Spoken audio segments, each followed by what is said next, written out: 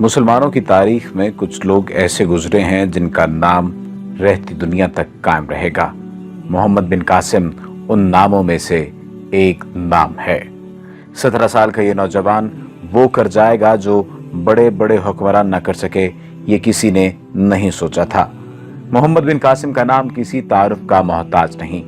कौन सोच सकता था, कौन कह सकता था कि ये नौजवान इस हद तक हुक्मरानी का हक अदा करेगा जो बड़े बड़े हुक्मरान न कर सके। आज की इस वीडियो में हम आपको मोहम्मद बिन कासिम की जिंदगी से जुड़े हुए चंद वाकयात के हवाले से बताएंगे और ये भी बताएंगे कि मोहम्मद बिन कासिम की मौत कैसे हुई। इस हवाले से बहुत सारी बातें की जाती हैं। सेकुलर तबके के मुतअस्सिबीन ने मोहम्मद बिन कासिम की मौत के हवाले से भी एक रवायत की बुनियाद पर मोहम्मद बिन कासिम का मजाक उड़ाया है। ये मजाक क्या है, ये रिवायत किस हद तक दुरुस्त है और इसमें किन किन बातों का जिक्र किया गया। ये भी बात कही गई कि मोहम्मद बिन कासिम को बैल की खाल में बंद करके मार दिया गया था। इसमें किस हद तक सच्चाई है।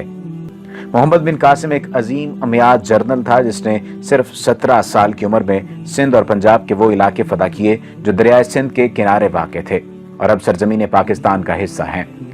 सिंध और पंजाब की फतह से जनूबी एशिया में मुसलमानों की हुकूमत का एक नया दौर शुरू हुआ था और आज सूबा सिंध बाब इस्लाम के नाम से पहचाना जाता है। मोहम्मद बिन कासिम अरब के शहर ताइफ में पैदा हुए और वहीं पले बढ़े। ताइफ कबीले के तकाफी कबीले से ताल्लुक रखने वाले कासिम मोहम्मद बिन यूसुफ मोहम्मद बिन कासिम के वालिद थे और इनका इंतकाल मोहम्मद बिन कासिम के बचपन में ही हो गया था। उनके बाद मोहम्मद बिन कासिम की तालीम और तरबियत की जिम्मेदारी उनकी वालदा पर आन पड़ी। अमियात के गवर्नर अल-हज्जाज हज्जाज इब्न यूसुफ बिन मोहम्मद बिन कासिम के चचा थे। उन्होंने मोहम्मद बिन कासिम की जंग और निज़ामी हुकूमत की तालीम पर खुसूसी तवज्जो दी। हज्जाज बिन यूसुफ की सरपरस्ती में मोहम्मद बिन कासिम को फारस का गवर्नर बनाया और वो एक बगावत को नाकाम बनाने में कामयाब हुए। ये उस वक्त का जिक्र है जब मुसलमान ताजरों का हुक्मरान ने उनकी बेवा औरतों और यतीमों को समंदर के सीलोन में इंतकाल हो गया था और सीलोन रास्ते बगदाद भेज दिया था कि बादशाह ने हज्जाज बिन यूसुफ के लिए बेशकीमत तोहफे भी भिजवाए। बीबल की बंदरगाह पर हिंदू खजाकों ने समंदरी काफिले को लूट लिया और औरतों को बच्चों समेत कैदी बना लिया।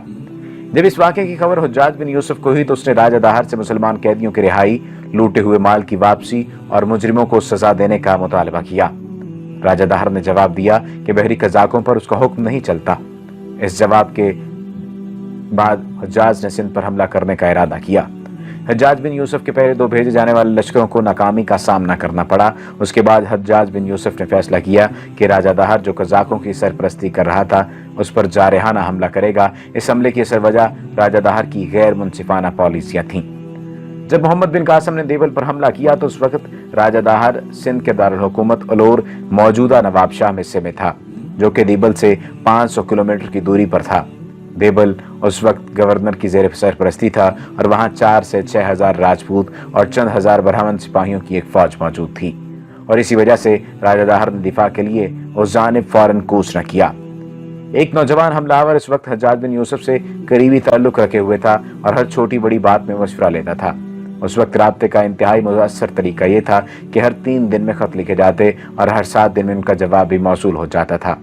लिहाजा हज्जाज बिन यूसुफ इस मामले की वजात खुद निगरानी कर रहा था। देवल का मुहासरा कुछ दिन तो जारी रहा, लेकिन फिर एक जासूस की जानिब से मोहम्मद बिन कासिम को मंदिर पर कब्जा करने का रास्ता फराहम किया गया। अरब फौज ने सीढ़ियां लगाकर मंदिर में दाखिल हो गई और इस्लामी कवानीन के मुताबिक वहां के बाशिंदों को इस्लाम की दावत दी गई और उसके बाद मंदिर को तोड़कर मस्जिद तामीर की गई। मोहम्मद बिन कासिम ने मुसलमानों की रिहाइश के लिए शहर में 4000 क्वार्टर तामीर किए। मोहम्मद बिन कासिम की यह तारीखी फतह मुसलमानों के लिए एक मशअले राह है। मकबूजा किला और शहर के बाशिंदों को इस्लाम की दावत दी गई। अरोर के मकाम पर मोहम्मद बिन कासिम के लश्कर का सामना राजा दाहर की फौज और जट्टों से हो गया। इस जंग में राजा दाहर मारा गया और उसकी फौज को शिकस्त हुई और मोहम्मद बिन कासिम ने सिंध की बागडोर संभाल ली। मोहम्मद बिन कासिम एक तिलिस्माती शख्सियत रखता था। मोहम्मद बिन कासिम की फौज और इंतजामी कामयाबी पाक हिंद के मुसलमानों की तारीख का एक सुनहरी बाब है।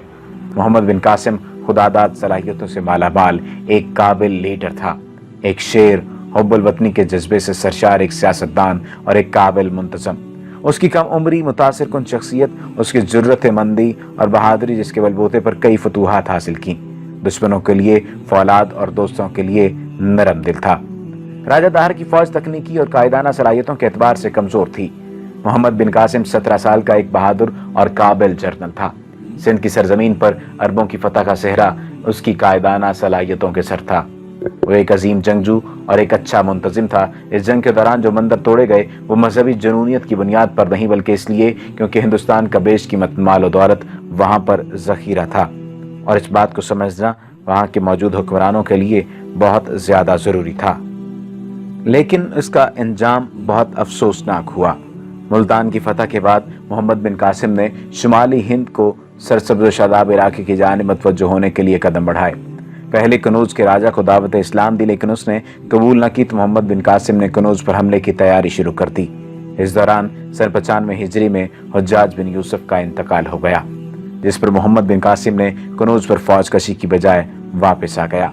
हुज्जाज बिन यूसुफ के इंतकाल के कुछ अरसे बाद ही वलीद बिन अब्दुल मलिक ने मशरकी ममालिक के तमाम गवर्नरों के नाम अहकामात जारी किए कि वो तमाम फतूहात और पेशकदमी रोक दें। मोहम्मद बिन कासिम की शुमाली हिंद की फतूहात की ख्वाहिश पूरी करने के हालात ने इजाज़त न दी और कुछ ही माह बाद खलीफा वलीद बिन अब्दुल मलिक का भी 96 हिजरी में इंतकाल हो गया।